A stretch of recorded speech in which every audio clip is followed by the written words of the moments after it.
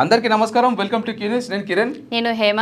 మరి భర్తలను చంపినటువంటి భార్యలు అనేది ప్రతిరోజు ఏదో ఒక వార్త మనం వింటూనే ఉన్నాం. అలాగే మరి పెళ్లి చేసుకున్న తర్వాత ఒక నెల రోజులు కూడా అవ్వకముందే ఎంతో మంది చంపుతా ఉన్నటువంటి వార్తలు మనం చూస్తూనే ఉన్నాం. సో ఇప్పుడు ఈ టాపిక్ తీసుకున్నటువంటి కొన్ని నిమిషాల క్రితమే ఇంకొక సంఘటన కూడా జరిగిందనమాట.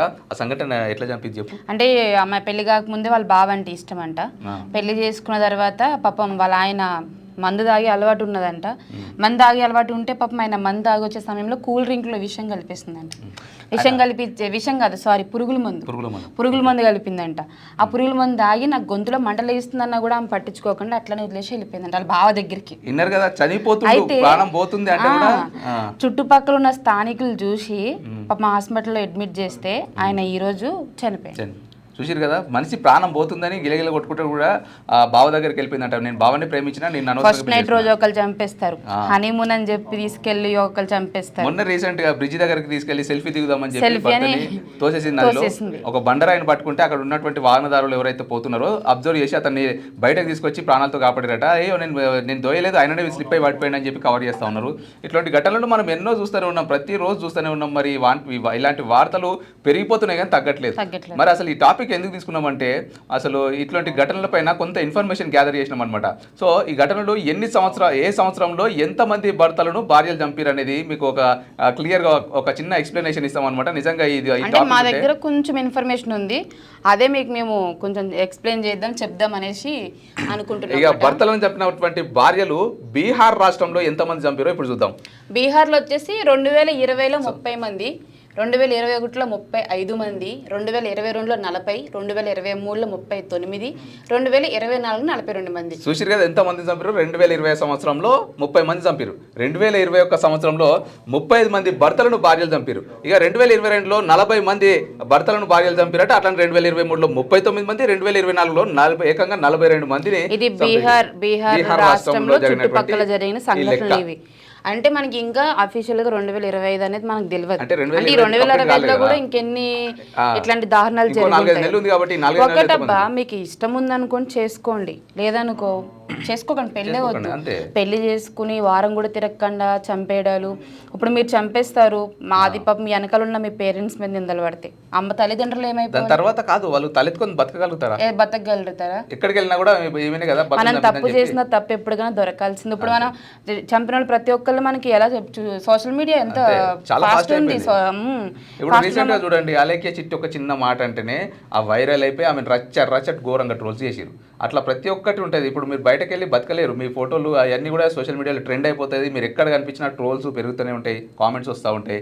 ఇక బీహార్కి సంబంధించిన లెక్క ఇదే. అయితే రాజస్థాన్లో భర్తలను ఎంతమంది భార్యలు చంపారో చూద్దాం. ఇక 2020లో 20 మంది, 2021లో 25 మంది, 2022లో 28 మంది, 2023లో 30 మంది, 2024లో 35 మంది. సుశీర్ కదా, 2020 సంవత్సరంలో రాజస్థాన్లో 20 మందిని చంపారు. ఇక 2021లో 25 మందిని చంపితే 2022లో 28, ఇక 2023లో 30, 2024లో 30. ఇక లెక్క పెరుగుతూనే ఉంది. 20 నుంచి స్టార్ట్ అయ్యి 35. ఇక 2020 సంవత్సరం ఇంకా కంప్లీట్ కాలేదు కాబట్టి 2020 సంవత్సరం కంప్లీట్ అయ్యేసరికి మరి 40 అవుతుందా, 50 అవుతుందా, 100 అవుతుందా కూడా మనకు తెలియదు. ఇక ప్రతి రాష్ట్రం మనకు తెలియదు, మనం అనుకుంటున్నాం ఓన్లీ తెలుగు రాష్ట్రాల్లోనే. అంటే తెలంగాణ, ఆంధ్రాలో కూడా ఇలాంటివి జరుగుతున్నాయి, చాలా జరుగుతున్నాయి. ఇక వేరే స్టేట్స్లో ఇవి కూడా అంతే. వేరే స్టేట్స్లో కూడా చాలా ఉన్నాయి అన్నమాట. అక్కడి నుంచి ఇక్కడికి వచ్చింది ఈ సాంప్రదాయం, ఇక్కడి నుంచి అక్కడికి వెళ్ళినా తెలియదు. కానీ ఈ మధ్య అయితే మరీ దారుణం అయిపోయింది. నిజంగా విదేశీ సంప్రదాయం కూడా మనం దిగుమతి చేసుకుంటామని అర్థమైపోతుంది దీన్ని బట్టి చూస్తుంటే. మరీ దారుణం.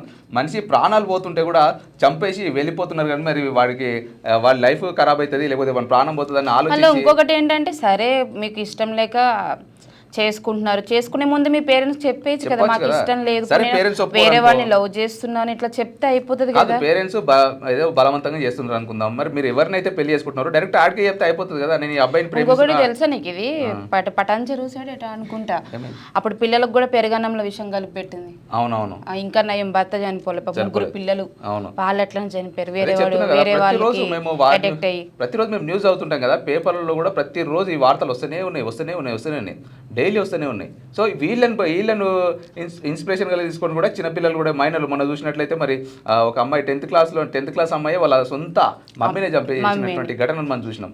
వాళ్ళు కూడా ఇన్స్పైర్ అవుతారు. చాలా దారుణంగా చంపేసింది ఆ అమ్మాయి అయితే. అదే వీళ్ళని చూసి వీళ్ళు కూడా ఇన్స్పైర్ అవుతున్నారు, మైనర్లు కూడా ఇన్స్పైర్ అయిపోతున్నారు. ఇక రాజస్థాన్ పరిస్థితి ఇట్లుంటే నెక్స్ట్ మహారాష్ట్ర పరిస్థితి చూడుర్రి. ఇక 2020 సంవత్సరంలో 15 మందిని చంపిరట, మరి భర్తలను భార్యలు చంపారు. ఇక 2021 సంవత్సరంలో 18 మందిని చంపితే 2022లో 20 మంది, ఇక 2023లో ఇంకా పెరిగింది లెక్క 22 మంది, ఇక 2024లో 25 మంది ఏకంగా. మరి మహారాష్ట్ర పరిస్థితి అయితే గిట్లా ఉందన్నమాట. మరి మహారాష్ట్రలో కూడా ఘోరంగా లెక్క. ఇది ఒకళ్ళిద్దరు స్టార్ట్ చేసిరు. ఆ ఒక్కళ్ళిద్దరు ఎందుకు స్టార్ట్ చేస్తారు? సరే, వాళ్ళు ఏదో పాపం వాళ్ళ హస్బెండ్ పెట్టిన టార్చర్ భరించలేకో లేకపోతే ఏదో ప్రాబ్లమ్స్ వల్ల వాళ్ళు ఇక శనికావేశంలో చేశారు. దాన్ని అందరూ ఆదర్శంగా తీసుకుని ఈ అక్రమ సంబంధాలు అనేవి పెట్టుకుని ఇక మంచిగా ఉన్నోని కూడా చంపేస్తున్నారు. అక్రమ సంబంధాలని కాదు కానీ ఇప్పుడు పెళ్లికి ముందు ప్రేమిస్తున్నారు, ముందు ప్రేమించి పెళ్లి తర్వాత ఆ అబ్బాయితో వెళ్ళిపోతా ఉన్నారు వీళ్ళని చంపేసి. మరి పెళ్లికి ముందే అతనితోనే అయిపోతుంది కదా. మరి ఇటు మీ పరుగు పోయే, ఇటు మీరు మొత్తం ఫుల్ ట్రెండింగ్ లోకి వస్తారు. మీరు ఎందుకు అవసరమా? ఇక నెక్స్ట్ చూసుకున్నట్లయితే మధ్యప్రదేశ్లో 2020 సంవత్సరంలో 12 మందిని చంపారట. ఇక 2021 సంవత్సరంలో 15 మందిని చంపారు. ఇక 2022 సంవత్సరంలో 18 మందిని చంపారు. ఇక 2023లో 20 మంది, ఇక 2024లో 22. ఇక ప్రతి జిల్లాలో చూసుకుంటే పెరుగుకుంటూనే పోతుంది కానీ ఎక్కడ కూడా తగ్గలేదు. మీరు చూసుకున్నట్లయితే వాల్యూస్ మరి ఈ రేంజ్లో ఒకరిని చూసి ఒకరు ఇక సోషల్ మీడియా వాడుతున్నదే వీళ్ళ కోసం అని. ఇవన్నీ 2020 నుంచి 2024 వరకు వేరే స్టేట్స్లో జరిగినాయి. అవును కదా. ఇప్పుడు 2025లో చూసుకుంటే మన దగ్గర కూడా జరుగుతున్నాయి. అంటే వీళ్ళందరినీ ఆదర్శంగా తీసుకుంటున్నారు. సోషల్ మీడియా ఓపెన్ చేసే చాలు ఆ చిన్న రీల్స్. ఇంకొకటి మీరు చేసే వాళ్ళ పద్ధతిగా ఉండి పెళ్లిళ్ళు చేసుకుని కాపురాలు చేసుకునే వాళ్ళకి కూడా మాటలు వస్తున్నాయి. సోషల్ మీడియాలో ఎట్లా ట్రోల్స్ చేస్తున్నారు అసలు, విపరీతంగా ట్రోల్స్, చాలా ట్రోల్స్ వస్తున్నాయి.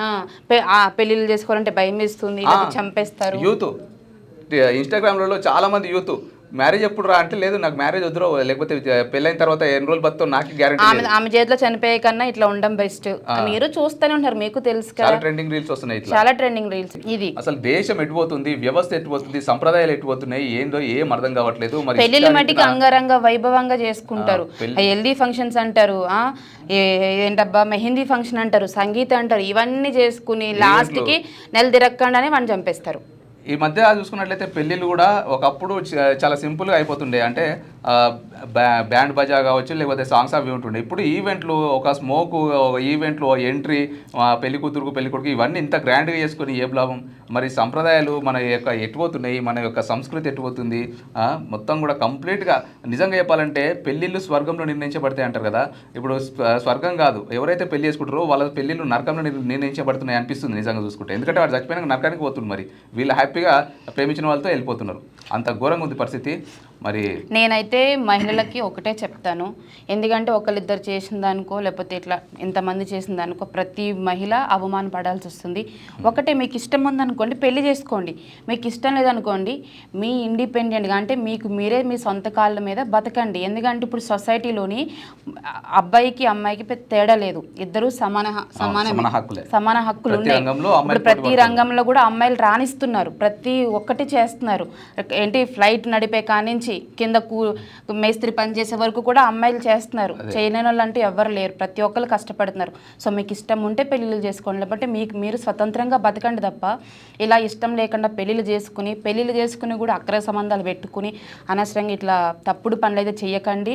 ఇట్లాంటి మరణాలకైతే పాల్పడకండి, ఓకేనా? ఎందుకంటే మీ వల్ల మీ పేరెంట్స్కి కూడా చాలా ఇబ్బందులు పడాల్సి వస్తుంది, మాటలు పడాల్సి వస్తుంది. అవసరమా అమ్మ? ఇక ఈ ప్రోగ్రామ్ గురించి, టాపిక్ గురించి మీ యొక్క అభిప్రాయాలని కామెంట్ రూపంలో తెలియజేయండి. మరొక టాపిక్తో మళ్ళీ కలుద్దాం. అంతవరకు చూస్తున్నానండి క్యూ న్యూస్. Thank you. 6వ తరగతి నుండి 10వ తరగతి విద్యార్థులకు గొప్ప అవకాశం. ఏపీ, తెలంగాణ మరియు సిబిఎస్ఈ విద్యార్థులకు ఎలాంటి అడ్మిషన్ ఫీజు లేకుండా సంవత్సరానికి కేవలం 1000 రూపాయలకే ఐఐటీ స్టాండర్డ్స్ తో ఆన్లైన్ ట్యూషన్స్ చెప్పబడును. 15 ఏళ్ల సుదీర్ఘ అనుభవం గల ఫ్యాకల్టీతో క్లాసులు నిర్వహించబడును. ఇప్పుడే ప్లే స్టోర్ నుండి ధర్మవాహిని యాప్ ని డౌన్లోడ్ చేసుకోండి. వివరాలకు సంప్రదించండి 7893051526.